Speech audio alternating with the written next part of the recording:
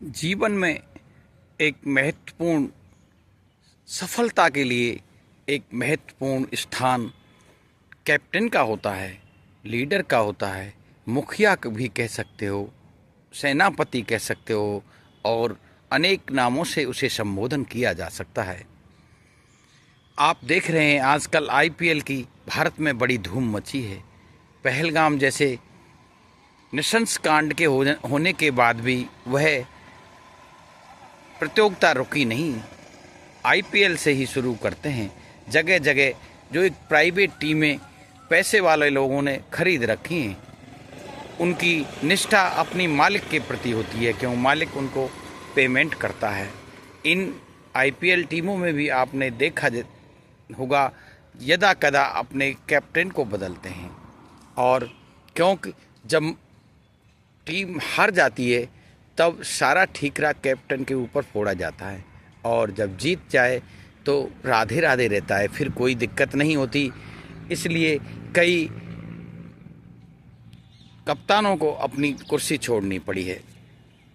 सही से आप देखते होंगे जब फील्डिंग लगाई जाती है और फिर बॉलिंग लगाई जाती है और बैटिंग होती है, नंबरिंग के पीछे कप्तान के ऊपर ही सारी बातें आती हैं कि ये किस तरह से टीम में हार गए, अगर ऐसा होता तो ऐसा नहीं होता।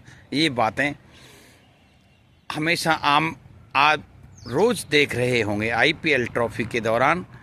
और इसी क्रम में एक मैं पानीपत के जो तीसरे युद्ध का भी वर्णन करना चाहता हूँ।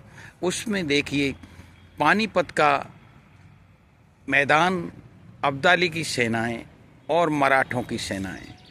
मराठों की सेना भी कोई कम नहीं थी और लाखों से ऊपर तादाद में और दम से भरे हुए मराठे जो हमेशा जीतने की स्वाद चखते थे, और राजस्थान को जहाँ भी यहाँ देसी राजाओं को रौंदते उन्हें देर नहीं लगती। पैसे का उन्हें बड़ा शौक था।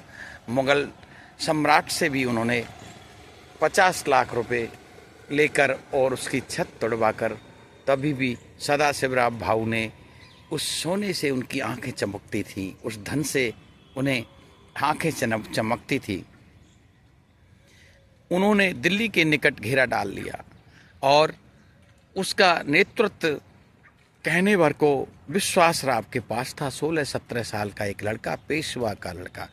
उसे अयोग्य नेतृत्व भी कह सकते हैं, अयोग्य कैप्टन भी कह सकते हैं।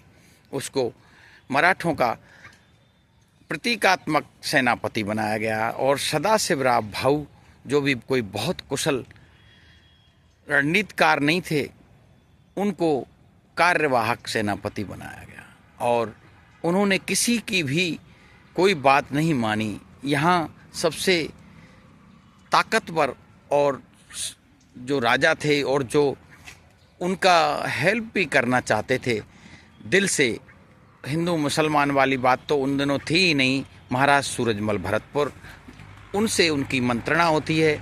लेकिन सदाशिवराव भाऊ और ये विश्वास राव जैसे अयोग्य सेनापति उनको कैद करने की सोचते हैं।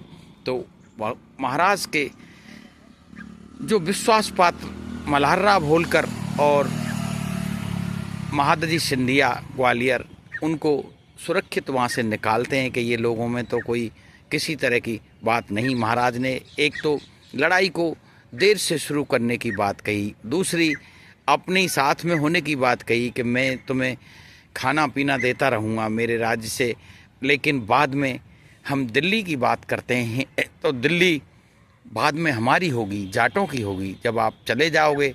क्योंकि मराठों का स्वभाव था सब जगह से लूटपाट करना और वापस पूना की तरफ लौट जाना। यही मराठों का उस अयोग्य नेतृत्व के ने भारत को अब्दाली से पराजय में धकेल दिया। उन्होंने दो टूक उस ज़माने में कोई राजपूत राजा तो कोई मराठों की सेवा के लिए, सहायता के लिए तैयार ही नहीं था।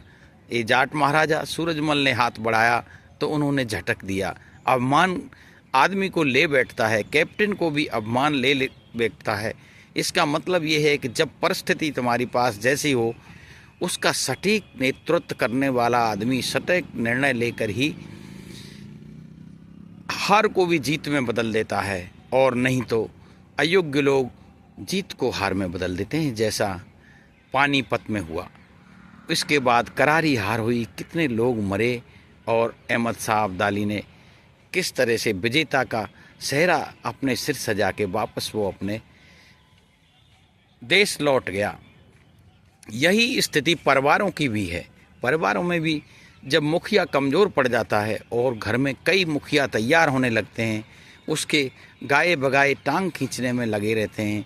एक बात ये बड़ी हास्यास्पद, लेकिन ये बात जो बहुत ही सत्य है कि जब भी मनुष्य हमेशा हारा है तो अपनों से हारता है, अपनों के खिलाफ वो कोई निर्णय नहीं ले पाता। और मोह में फंसा हुआ व्यक्ति नेतृत्व निश्चित ही किसी परिवार का भला नहीं कर सकता, किसी समाज का भला नहीं कर सकता, किसी जाति का भला नहीं कर सकता, किसी देश का भला नहीं सकता। जिसको मोह लगा हुआ है, किसी की फ़ायदा पहुंचाने पर बैठा है, वो कभी भी नेतृत्व सही नहीं हो सकता। जैसे अपने देश की भी हालत आप देख सकते हो, परिवारों में भी यही हाल है। लेकिन जो कप्तान बनने के लिए मचल रहे हैं या जिनके जो योग्य उत्तराधिकारी बन सकते हैं, उनको इस स्थिति का लाभ उठाना चाहिए और बिना देर किए सटीक निर्णय लेने चाहिए, जिससे परिवार या समाज या जाति या जो भी देश निसंदेह तरक्की करे। क्योंकि देर होने पर हम कुछ भूल जाते हैं। ये संसार माया का एक गुब्बार है।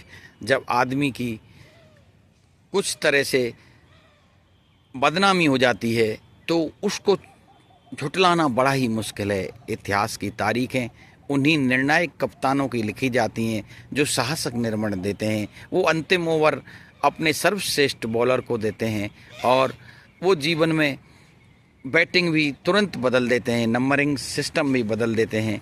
वही लोग तो जीत पाते हैं।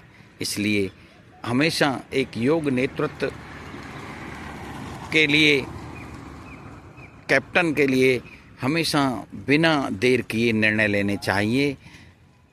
समाज में भी, घर में भी बहुत सारी ऐसी व्यवस्था हैं। मैं चाहता हूँ सब लोग अपने जीवन में इस तरह के, जो हमेशा से एक छठी इंद्रिय कह तो या कोई मन की बात को, जब भी हम कोई जीवन में असफलताओं से घिरे रहते हैं तो कोई हमें आशा की किरण दिखाता है। वो आशा की किरण को पहचानने वाला ही नेतृत्व करता लीडर, कैप्टन आगे की ओर जाता है। वरना लोग यूं इस संसार में यूं ही बिलखते, कलपते और अवनति की ओर चले जाते हैं। जय हिंद, जय भारत, जय भारत की परिवारी व्यवस्था, जय योग्य नेतृत्व की।